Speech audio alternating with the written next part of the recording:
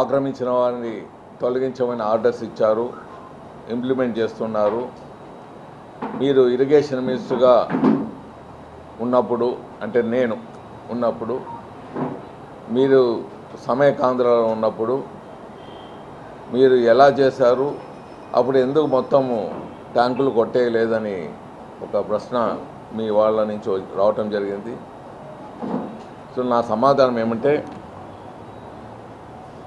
మేమున్నప్పుడు సమయకాంధ్ర పోరాటం జరుగుతున్నది. ఆ టైంలో మైనర్ ఇరిగేషన్ మినిస్ట్రీ గత ప్రభుత్వాల్లో పూర్తిగా నెగ్లెక్ట్ చేసి ఉండేది. అలాంటప్పుడు మైనర్ ఇరిగేషన్కు ఒక క్రెడిబిలిటీ క్రియేట్ చేయటము, ఫండ్స్ని ముఖ్యంగా ఫండ్స్ రావటం, ఫండ్స్ ఇవ్వటము, ఆగమేఘాల మీద పనులు చేయటము, ఇంకా తొలగించు కార్యక్రమం ఒకటి, ఇవన్నీ ఇన్స్పైట్ ఆఫ్ సమయకాంధ్ర అజిటేషన్లో ఎన్నో కార్యక్రమాలు అటెండ్ అవుతూ ఒక పద్ధతిగా ఆ మినిస్ట్రీకి బెస్ట్ మినిస్ట్రీ అనే విధంగా గౌరవాన్ని తీసుకొని రావటం,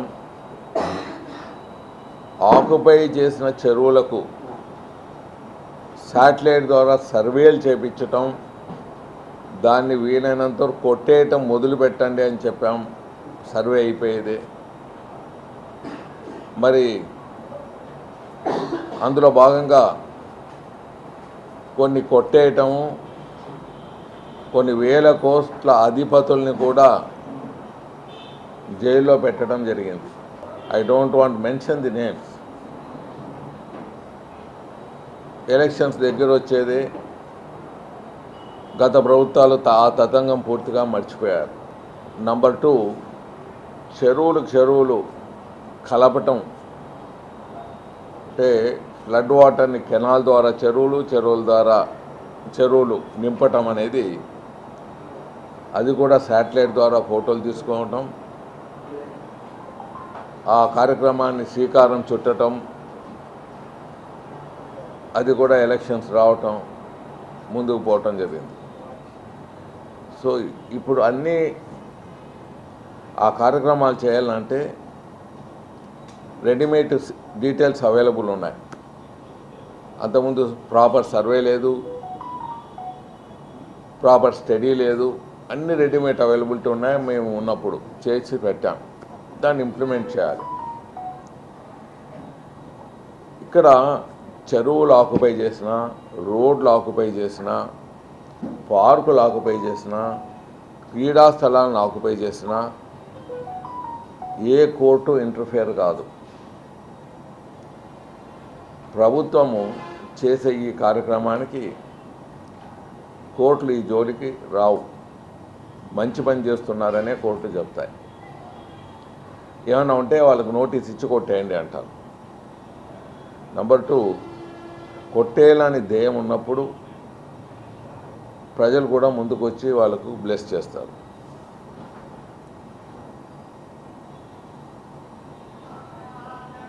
మరి చెరువులు కలపటం, కెనాల్ నుంచి చెరువులకు నీళ్లు ఇవ్వటం, ఒక గార్లాండ్ మాదిరి ఏర్పాటు చేసేసి మొత్తం లింకేజ్ ఏర్పాటు చేస్తే భవిష్యత్తు బ్రహ్మాండంగా ఉంటుంది ప్రజలకు. అది మొదలుపెట్టారు. పూర్తి కార్యక్రమం చేయవలసిన డ్యూటీ కూడా రేవంత్ రెడ్డి ప్రభుత్వం మీద ఉన్నది. అలాగే చిత్తూరులో కూడా, చిత్తూరు జిల్లా, శ్రీకాకుళం చిత్తూరు జిల్లా కూడా ఆ స్టేడియంలో శ్రీకారం చుట్టడం జరిగింది మేము మినిస్ట్రీలో ఉన్నప్పుడు. దాన్ని కూడా ఈ ప్రభుత్వం, ఇప్పుడున్న ప్రభుత్వం, చంద్రబాబు ప్రభుత్వం, ఆయనకు డెవలప్మెంట్ అంటే చంద్రబాబు గారు డెవలప్మెంట్ అనే నానుడి ఉంది. ఎక్కడ ఏ రాష్ట్రంలో వెళ్ళినా, ఏ దేశంలో మన ఇండియన్స్ ఉన్నా చంద్రబాబు గారు పేరు చెప్పేదే. ఆయన డెవలప్మెంట్ గుర్తొస్తుంది. ఆయన చేసే డెవలప్మెంటు. ఇంకా ఆయనకు భగవంతుడు ఆపర్చునిటీ ఇచ్చాడు. ఆయన ఈ కార్యక్రమాలు చెరువులు కలపటము, కెనాల్ నుంచి చెరువులు కలపటం, ఆ కార్యక్రమాన్ని చేపట్టాలి. ఇప్పుడు ఫ్లడ్ తుంగభద్ర గేట్ పోయేదే నీళ్ళు వచ్చింది, ట్యాంకులంతా నింపే కార్యక్రమం పెట్టుకోవచ్చు వాటర్ ఎక్కువ వచ్చినప్పుడు. కేసీ కెనాలు ద్వారా అది పూర్తి చేయొచ్చు.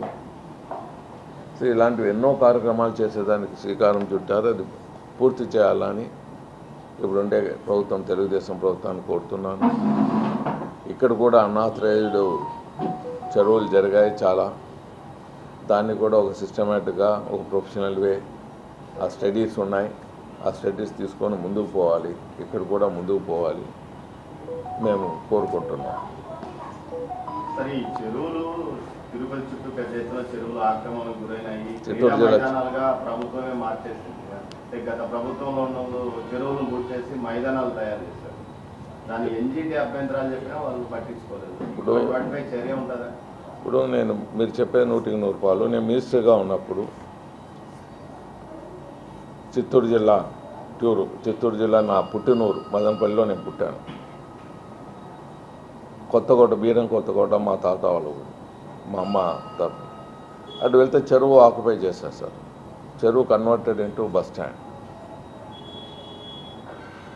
ఇట్లా గవర్నమెంట్ కూడా కొన్ని తప్పుదలాలు చేసింది.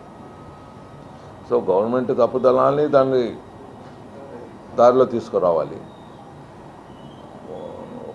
ప్రజలు చేసిండేది, నాయకులు చేసిండే తప్పుదలాలు కూడా సెటరేట్ చేయాలి. మీ క్వశ్చన్కు అది కరెక్ట్, ఇంప్లిమెంట్ చేసే నాయకులు ఉండాలి. చంద్రబాబు గారు కొద్దిగా టైం ఇచ్చి దీన్ని కూడా చేస్తారని